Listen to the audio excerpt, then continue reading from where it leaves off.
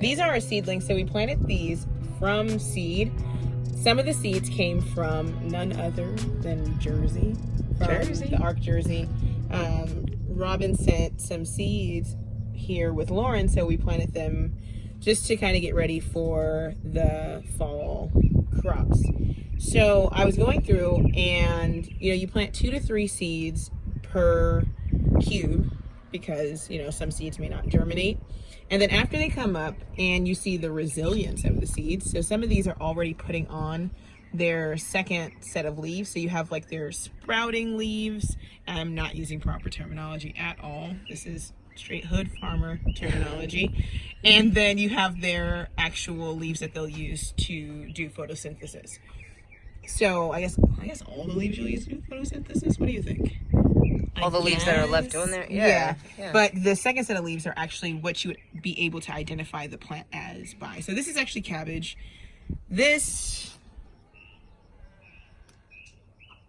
is broccoli. Woo. And this is yellow onion. It's a little struggly over here. You can see it got a little sun scorch, so we're gonna have to go back and replant.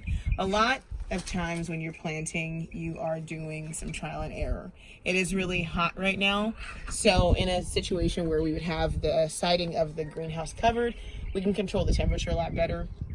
But we want to see what we can do in here by providing partial shading throughout the day and see if we now need to move into the covering phase, because we didn't want it to get too hot in here, trapping in too much moisture, thus causing the roots to mold and other things.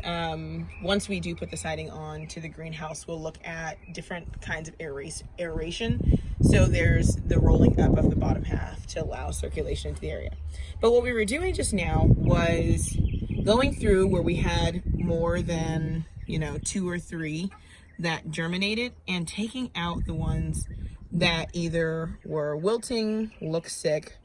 And some people would take like this one where it was still healthy when I took it out.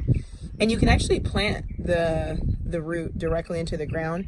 You might deal with a little bit of shock, but these plants are still pretty resilient. They're getting really good care and they're in some nutrient rich soil. But for now, we're gonna go ahead and take out the ones that have over germinated. Like this one's broken right here. So we're gonna go ahead and take it out, because what's happening is the other plant is struggling for nutrients, fighting against this particular plant, and it's kind of struggling. So we're gonna give that broccoli plant a fighting chance, and we'll go back through. Like this one's growing really close to this broccoli plant, so we're gonna take this one out. If you had an area where, like for here, we don't have anything planted here, I could take this broccoli and transplant it into here, wet the soil, and let it grow. So I actually do that for that one, so you can kind of see what happens with the transplant process. And we'll do that for the rest of a smelly cat. What are you doing in here? She thinks it's a giant kitty litter, I swear.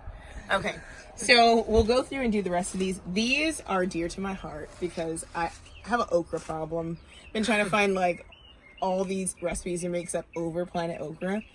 But this is okra that is heirloom okra. Robin sent it and it is thriving. I only had like 2 that didn't come up. This one I see tried to come up, and I planted it obviously too shallow because it was sitting on the surface of the dirt. So the shoot came out for the root and it looks like it got sun scorched. But we got a little thriver over here.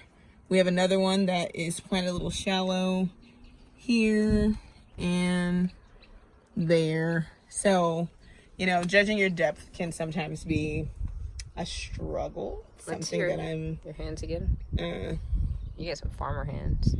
I got calluses. It's a whole situation there, Ashley. Yes. But,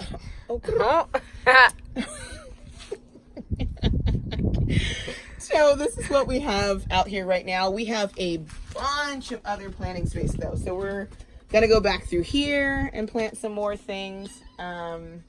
We have some grapevines that we are literally trying to nurse to health because they were sent. They're Concord grapes. They're heirloom.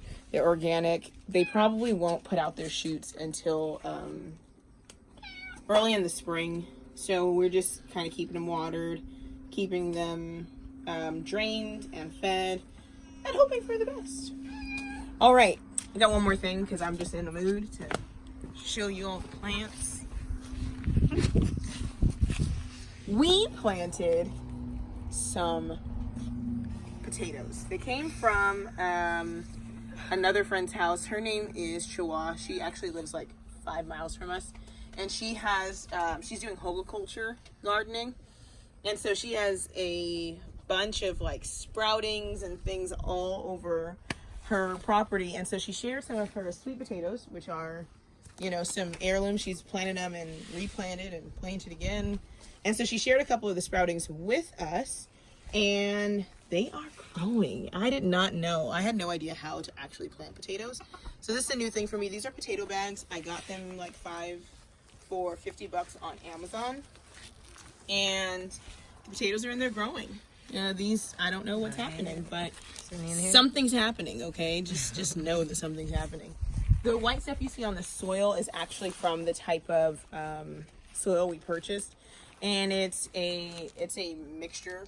It's a super moisture absorbent soil, so you don't have to water as much.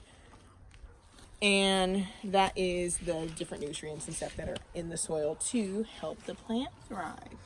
So the bag is over there, and we'll post what the actual soil is in.